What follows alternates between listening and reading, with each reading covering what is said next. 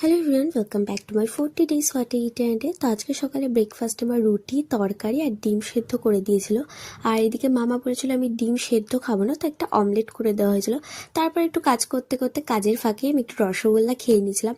আর আজকে দুপুরে লাঞ্চ করতে আমাদের অনেক লেট হয়ে গেছিলো, প্রায় 4টে বেজে গিয়েছিল। তো লাঞ্চে মা আজকে করেছিল কচু বাটা, লোটে মাছ, রুই মাছ, পুঁই শাক। তো লাঞ্চ করেই একটু দই খেয়ে নিয়েছিলাম। আর আজকে আর কেউ ঘুমাইনি, বিকেলে বসে গল্প করছিলাম, টিভি দেখছিলাম, ভীষণ মজা করেছি, ভীষণ ইয়ার্কি করেছি আমরা। আর এদিকে আইসক্রিম খাচ্ছিলাম, তো মামার আইসক্রিমটা গলে গিয়েছিল বলে একটু ইয়ার্কি করছিলাম। আর দিদা কি বলছে একটু আগে বললাম কি আইসক্রিম জানো সেটা তুমি ভালো খাও না, ওপরে কি আমটা বাবু কে একবার বলো বলো ওপরে ওপরে কি বলো, ওপরে ময়লা। আর এদিকে আমার দিদা বলতে চকোবার আইসক্রিম নাকি ওপরটা দেখতে ময়লা, ভেতরটা সাদা। তো যাই হোক, সন্ধ্যাবেলা তো আমরা একটু রেডি হয়ে বেরিয়ে পড়েছিলাম দিদুনকে নিয়ে। আসলে দিদা বাড়িতে সবসময় শাড়িই পরতে চাইছে, যেহেতু বাংলাদেশের মানুষ, উনি নাইটি পরাটা পছন্দ করে না।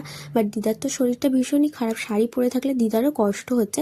তো মা এদিকে নাইটি কিনতে এসেছিলো, জোর করেই দিদাকে পরানো হচ্ছে। তো যাই হোক, তারপর দিদা বাদাম খাবে বলেছিল, তো এখান থেকে আমরা একটু বাদাম নিয়ে নিয়েছিলাম।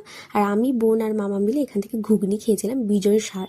এটা কিন্তু আমাদের মধ্যমগ্রামে বেশ ফেমাস। কারা কারা খেয়েছে অবশ্যই কমেন্টে জানিয়ে, আমার তো ভীষণ ভালো লাগে। তারপর এদিক থেকে আমরা একটু রসগোল্লা নিয়েছিলাম আর লাড্ডু নিয়েছিলাম, তো লাড্ডুটা আমরা রাস্তাতেই খেয়ে নিয়েছিলাম। আর তারপর আমরা একটু গিয়েছিলাম মিয়মারে, দিদা আর মামাকে পেস্ট্রি কিনে দিলাম এদিক থেকে। তো আমরা আর খাইনি পেস্ট্রি। তারপর এখান থেকে আমরা একটু খাবার নিয়ে বাড়িতে চলে এসেছিলাম। আর বাড়িতে আসার পর বোন ওদিকে পুজোটাও দিয়ে নিয়েছিল, আর এদিকে আমি মামাকে আর দিদাকে পেস্ট্রিটা দিয়ে দিয়েছিলাম। তো রাতে আর ডিনারে অন্য কিছু করিনি, চাউমিনটাই খেয়ে নিয়েছিলাম। টাটা।